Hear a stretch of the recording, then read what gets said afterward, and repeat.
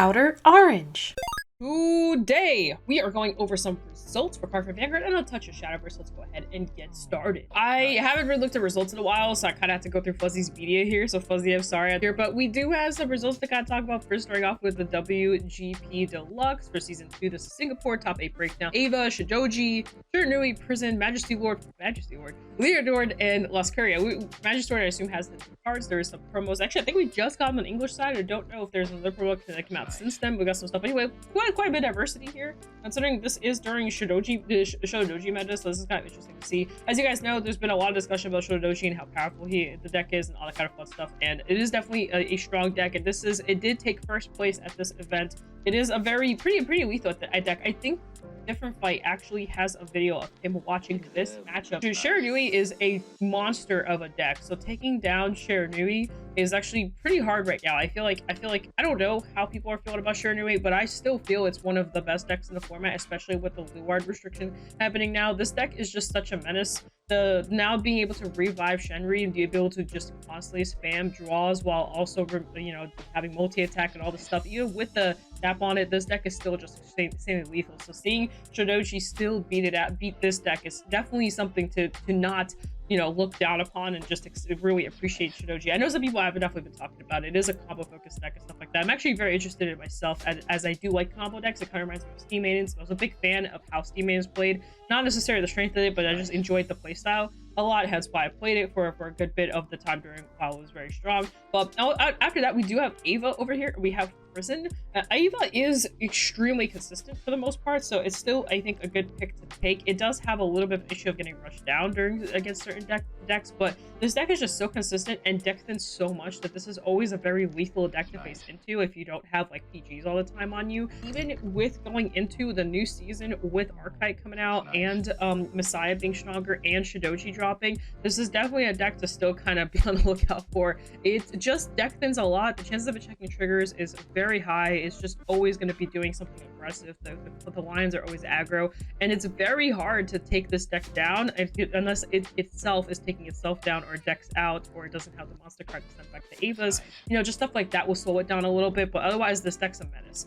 And then Prison, I will say I've been facing more Prison recently. I feel this deck is good, but not as good as I initially anticipated it being. Once I actually started seeing it in action, I was like, all right, this isn't actually as bad to deal with. It's still annoying. It's one of those decks where you should really understand what it's doing.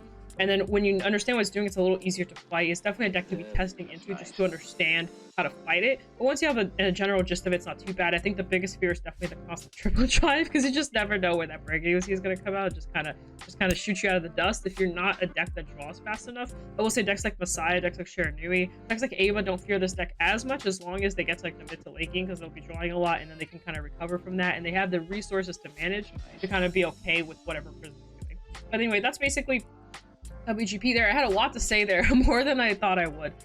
We had a I don't think I went over this. I liked it, but I don't think I went over this. This doesn't look familiar. If I did, I'm sorry. I don't think I did. But this is the Vietnam Tri format. This is finals, and this is the we got the premium Lord Reindeer as our winning team. All very good. I believe this is now with the new deck set stuff, and the Jewel Knight stuff is very strong. A lot of Gurgit we're seeing here. We got Gurgit Prison and Ridier, and then we got Gurgit Luard Shiranui, and then we have Gurgit Zorga Igdora. I just pressed Jewel Knight's V. this is interesting. This deck can pop off like crazy in V. But it's not like end all be all deck. It definitely has a hand issue, but it when it pops off, pops off. But it's very cool to see. But yeah, otherwise pretty standard stuff. I think two out there, I would say. I believe the dog is still unbanned during this, and so Shiranui should be unbanned as well. And then this is the top 4. A lot of Zorga. I love where Zorga I was expecting to be honest. We have the Shiranui, Zorga, Raziel, we got Prism. I'm surprised seeing so much Prism too. I feel like Prism is not as powerful now as it was like on release personally, but we got Prism, Zorga, Shiranui, and then we have Varga, Luard, Shiranui, and then we have Leonor, Luard, and Shiranui again. So much Shiranui. Oh my god. I mean, you're kind of throwing if you don't have at least one Shiranui on your team, especially with Festival Collection out now. That deck is just pretty insane, especially if everything's legal. If you're in that weird space where you have Festival and everything is legal, this deck is like extra powerful, so just be very mindful. It's a very strong deck. So that's that, and that's congrats to them. And then we had the Cup Season 2. A lot of Shoujoji, a lot of Shiranui, and then we have like a pretty decent amount of Vargo, Raziel, some Michu. Michu has been definitely kind of like an interesting topic because a lot of people really value Kyoka. I am kind of a little bit in a weird spot when it comes to Kyoka. Now, I'm not saying she's bad. Don't get me wrong here. I think she's good. I just feel like she doesn't really have like a like this is where I win turn. It kind of feels like you do, and then your opponent guards it all, and you're like, oh. And she feels like different Magnolia almost, where you're kind of just, you have your 6 attacks, you kind of do your thing, and then you have to hope to recover in time. She does draw a lot, kind of goes through her deck a lot. Deckman's a good amount. It's a very weird deck. My biggest issue is there's no like real crit pressure. It's all just pure numbers. Like I said, similar to Magnolia. Magnolia has usually a lot of big numbers. She does have Magnolia does have guard restricts, but Kyoka doesn't. So that's something else to kind of be mindful of. I feel like there's something missing about Kyoka. I don't know what it is. Maybe it's me. I don't know. There's something's I feel right now. Michu, on the other hand, I haven't fully spent as much time on, but I do kind of understand what the deck's doing. And there's still that White Wing engine that people haven't really explored too much recently that I'm kind of a little curious about to explore. But the pure build is also just really powerful. So anyways, this is what top 16 looked like, and then to break it down a little bit further, this is the final results. We got Shiranui, Varga, Shidoji, Chaos, funnily enough.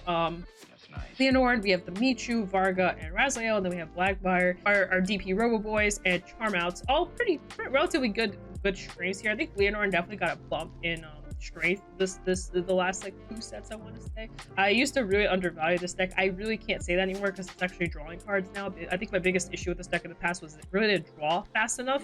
It created board like crazy, but it never really drew cards, and that was my biggest thing about the deck. It's like if they just throw out their hand and you kind of live through like their early turns, you usually have the mid to late game, as long as they, you know, don't like easily live through. They'll usually die before they get a chance to get to like a powerful turn. And realistically, if you kind of know the turn's coming, you can prepare for it, so it's not like the end all be all, but it is a very hard turn to live. I've actually lived one of those turns and I was like, damn, that was a lot. That was a lot to live through. Also, if you keep yourself at a decently low damage, it's pretty relatively easy to live through. But on the other hand, you know, if they're like pumping out like little pokes between like, you know, their grade 1 to their grade 3 turns, a little harder.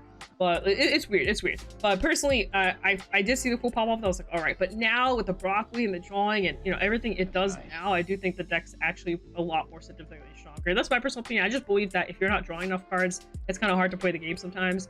And if you're just, you know, if you have a bunch of orders in hand, all this other stuff, and you have all this junk in your hand, it's kind of hard. But you have all these great threes, you know what I mean? Mass cards, like you have all this junk in your hand, and then you're just like, oh, I can't guard. You know, and I've seen so many Leonard players go through that where they just literally have 5k shield out of their 7 cards in hand. It's like, well, how are you supposed to get to your pop-off turn if you can't get there? But now you can. Now you can get there. So that's why I think the deck's a lot better now. Just kind of some talk about the Shadowverse and Vanguard collab.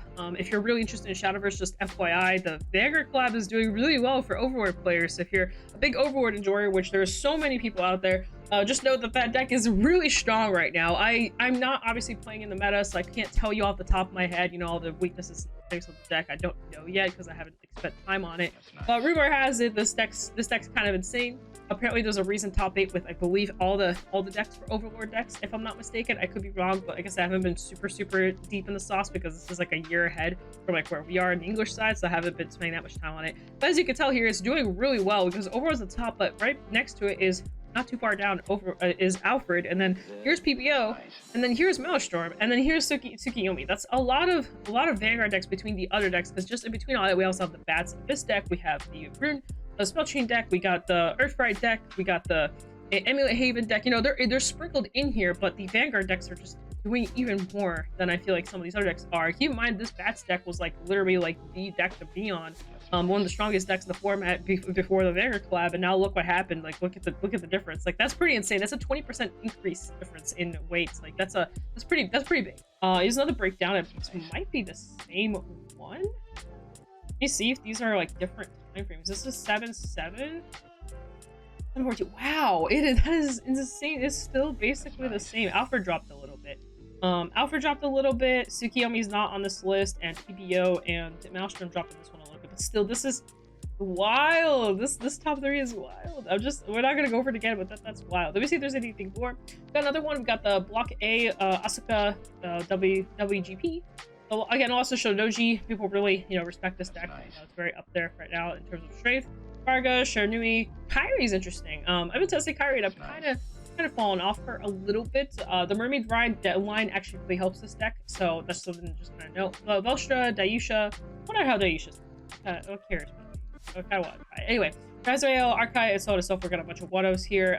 And yeah, just very sporadic. Let's see what the top cuts. Oh yeah, Benny. Benny's another deck that is very interesting to talk about because it's kind of better Bear Magnus. And I don't know if you guys know how this deck works. I found out recently, but it just plays 12 copies of the same card twice. And you just kind of play the same cards over and over again. It looks so funky to play. I love it. Shernui, OuterOrange, Doji, Varga, Charmel, Blackmire, Messiah, Luar, Zorga, Raziel, Michu, Blista, so on and so forth. Blista is funny to see all the way down here somewhere. I've actually been wanting to pick this deck up, especially now that we got the unban. I've been kind of curious what kind of light this deck is in. I assume it's about the same that it's been, and I doubt that it's stronger than some of these decks, but it's just interesting to see it. But let's go ahead and look at what our block A, block B are looking like. So a lot of Kyrie. A lot of Kyrie in these top decks, and a Harminia. This is very interesting. So we got the Shidoji, Kyrie, and Harminia combination here. I will say Kyrie kind of plays into Shidoji pretty well. I mean, sorry, Shidoji. Plays pretty decent into Shernui.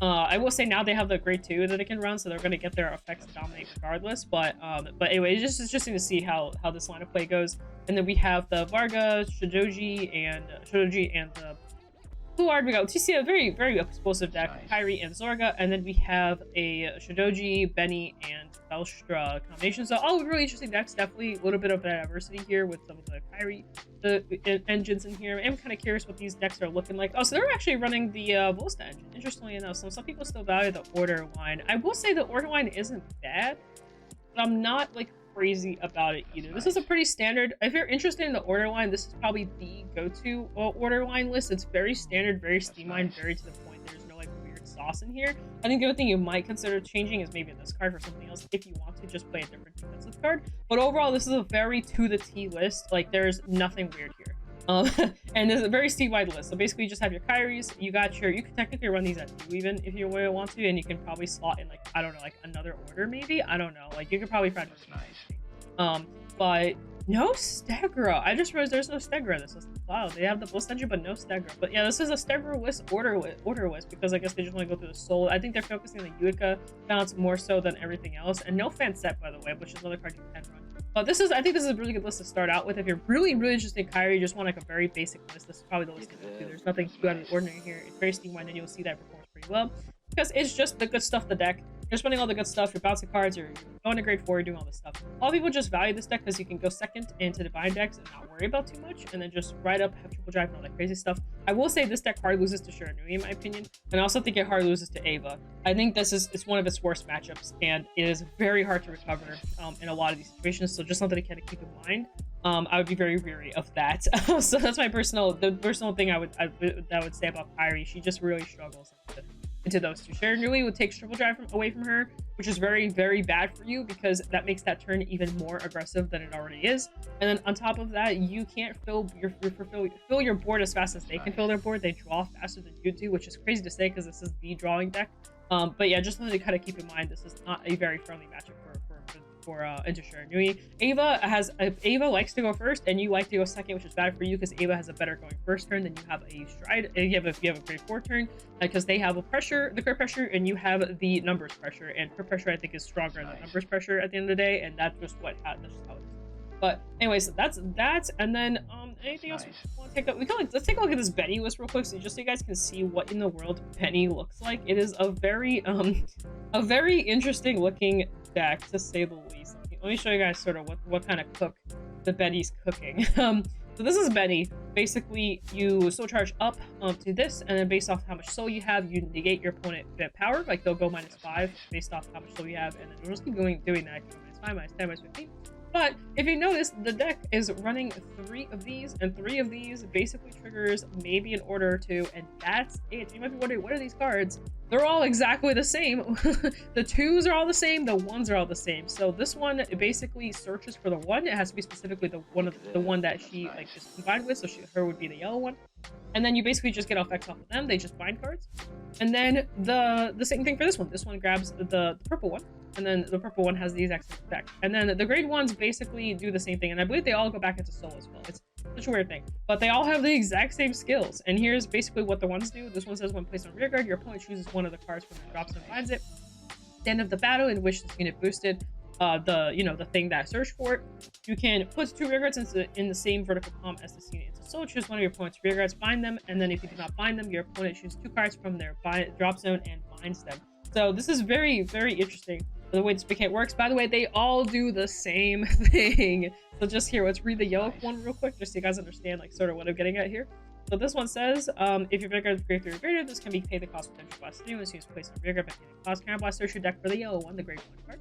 And call the Vanguard circle, and it says when your grade 3 or when your Vanguard with grade 3 or greater higher attacks, if you have the grade 1, the same causes get okay. So basically, they just bind themselves and then they bind all your cards. It's very, very interesting. And literally, if you were to read the purple one, it's the same thing. If you read the silver looking one, it's the same thing. Like, and you just basically just run those cards and keep doing the same thing over and over again. And then you just basically have this as your backup plan, as she is a very aggressive Vanguard. And then you're minusing your opponent on top of that while also aggroing them down. The way I like to look at it, it's like different Velstra with a combination of the Barrow Soul Engine. Like, it's like Velstra and Barrow had a baby, and this is the deck. Like, it's kind of like a mix of both. You're minusing your opponent's Vanguard, you're also shoving stuff into Soul, and then you're also basically having some kind of aspect of control of binding your opponent's cards. And then you're also spitting out cards and numbers like crazy. And I think you're drawing in between all this. I don't know if you draw that much. But anyway, that's the deck.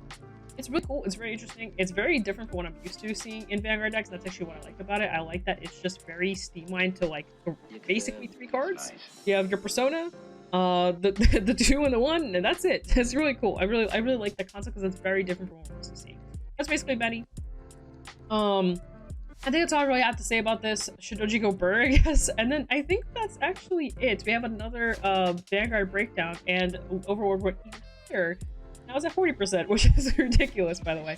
And Bats are still right behind it. Bats is a very fast deck, so just FYI, it's very rush heavy, so maybe it has like a shot into Overlord or something like that. I don't know. But anyway, that's basically what's going on. Hope you guys enjoyed all that. FuzzyParadox.shop, if you need goodies. Like, subscribe, comment if you enjoyed what you saw.